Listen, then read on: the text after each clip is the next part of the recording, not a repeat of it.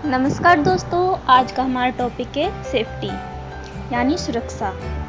आज हम देखेंगे कि सुरक्षा होती क्या है और ये कितने प्रकार की होती है, इसके टाइप्स। चलिए हम देखते हैं कि सुरक्षा क्या है। बिना कोई दुर्घटना घटे कार्य को समाप्त करने को ही सुरक्षा कहते हैं, या हम इसे इस प्रकार भी बोल सकते हैं, दुर्घटनाओं के कारण का निवारण करना तथा उपाय करना ही सुरक्षा है। ठीक है, अब ये तो हो गई इसकी परिभाषा, सुरक्षा की डेफिनेशन।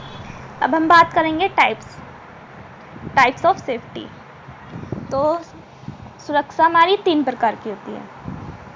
फर्स्ट है इसमें स्वयं की सुरक्षा यानी कि सेल्फ सेफ्टी। इसमें हम स्वयं की सुरक्षा के बारे में देखेंगे कि होती क्या है। और सेकंड है हमारी मशीन की सुरक्षा, मशीन सेफ्टी। और थर्ड है हमारी अन्य सुरक्षा में आपका आ जाएगा वर्कशॉप सेफ्टी। ठीक है फ्रेंड्स, अब हम बात करेंगे स्वयं की सुरक्षा। स्वयं की सुरक्षा होती क्या है। देखिए दोस्तों, किसी ने सही कहा है, जाने तो जहाने। मानते हो ना ये बात। तो मनुष्य के शरीर का कोई भी अंग अगर खराब हो जाता है या कट फट जाता है, आप ही मान लो आप कहीं पे कार्य कर रहे हो, वर्कशॉप में या कहीं इंडस्ट्रियल एरिया में आप काम कर रहे हो, ठीक है, और आपका हाथ कट जाता है वहाँ पे, तो क्या कोई भी ऐसी जगह है या कोई भी ऐसा व्यक्ति है जो आपके हाथ को बना सके या आपका हाथ वापस से मिल सके? नहीं ना। तो इसीलिए हमें सबसे महत्वपूर्ण सुरक्षा स्वयं की सुरक्षा को रखना चाहिए। हम खुद पे ध्यान देंगे, खुद सुरक्षित रहेंगे तो सब कार्य अच्छे से कर पाएंगे। ठीक है दोस्तों, अब मैं इसमें आपको यहाँ पे कुछ पॉइंट्स बता देती हूँ कि स्वयं की सुरक्षा के बारे में हमें क्या करना चाहिए और क्या नहीं करना चाहिए। तो स्वयं की सुरक्षा, जैसे कि हम बात करें पीटर थ्योरी की, तो पीटर थ्योरी से तो वर्कशॉप से रिलेटेड ही मैं आपको इसमें बताऊँगी। तो हम बात करते हैं, जैसे कि मान लीजिए जहाँ पे हम कार्य कर रहे हैं और कार्यस्थल पर हमें कभी भी चप्पल पहन के नहीं आना चाहिए। फर्स्ट बात ये हमें नहीं करना चाहिए, चप्पल पहन के नहीं आना चाहिए, क्योंकि कोई भी भारी वर्कशॉप में हमेशा भारी मशीनें रहती है, लोहे का काम होता है फिटर शॉप में, तो अगर आपके पैर पे गिर गए तो आपका पैर टूट सकता है। इसलिए हमें कभी भी चप्पल पहन के नहीं आना चाहिए। और सेकंड मैं ले लेती हूँ कि अगर हम थके हुए हैं, हमें थकान हो रही है, तो हमें कभी भी काम नहीं करना चाहिए। ठीक है, थकान होने पर कभी काम नहीं करना चाहिए, उससे भी हमारे साथ में कोई भी दुर्घटना घट सकती है। ठीक है फ्रेंड्स, और हमें पूरी लगन, पूरे रुचि से अपना कार्य करना चाहिए। हमेशा वर्कशॉप में सही कपड़े पहन के आना चाहिए, जूते पहन के आना चाहिए, और कमीज़ हमारी निकली हुई या ढीले कपड़े नहीं पहन के आना चाहिए। हाथ में अंगूठी, गले में चेन, टाई वगैरह नहीं पहननी चाहिए हमें ये सब। ठीक है, ये तो हो गई हमारी स्वयं की सुरक्षा। चलो अब बात करते हैं हम मशीन की सुरक्षा। मशीन की सुरक्षा क्या होती है।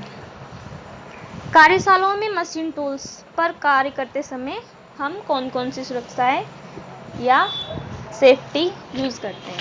ठीक है, अब मशीन की सुरक्षा, सबसे पहले देखिए दोस्तों, कोई भी मशीन है उस पर हम कार्य कर रहे हैं, ठीक है, पहले तो हमें ध्यान देना चाहिए कि हम जहाँ भी कार्य कर रहे हैं तो हमें उसे साफ पहले देख लेना चाहिए कि मशीन सही भी है जिस पे हम कार्य कर रहे हैं। पता लगा उसमें कुछ ख़राब है, उसका शॉर्ट सर्किट हो रखा है और आपको जैसे ही आपने बटन ऑन किया आपको करंट लग गया, ऐसा तो नहीं करोगे, फिर तो आपके साथ कुछ भी हो सकता है, दुर्घटना घट जाएगी। तो हम जैसे कि यहाँ पे सेफ्टी के बारे में बात कर रहे हैं, तो सबसे पहले हम चेक कर लेंगे कि मशीन हमारी ठीक चल रही है, सही है, कोई तार वार निकला हुआ तो नहीं है जो भी। ठीक है, फिर हम देखेंगे कि मशीन पे कार्य करते समय कभी भी मेजरिंग टूल से माप नहीं लेनी चाहिए। जैसे कि हम मशीन पर कार्य कर रहे हैं और हम कार्य करते करते उसका कोई जॉब बना रहे हैं, लेथ मशीन पे कोई जॉब बना रहे हैं, ठीक है, और हम जॉब बनाते बनाते उसका साइज चेक कर रहे हैं, ऐसा हमें कभी नहीं करना चाहिए। हमेशा मशीन को रोक कर तभी हमें उसका साइज़ चेक करना चाहिए, और चलती मशीन को छोड़कर इधर उधर नहीं जाना चाहिए कभी भी, ठीक है। ये तो हो गई। अब ये हो गई हमारी मशीन की बात, मशीन की सेफ्टी। अब लास्ट है हमारा, थर्ड है हमारा वर्कशॉप सेफ्टी, यानी कि अन्य सुरक्षा।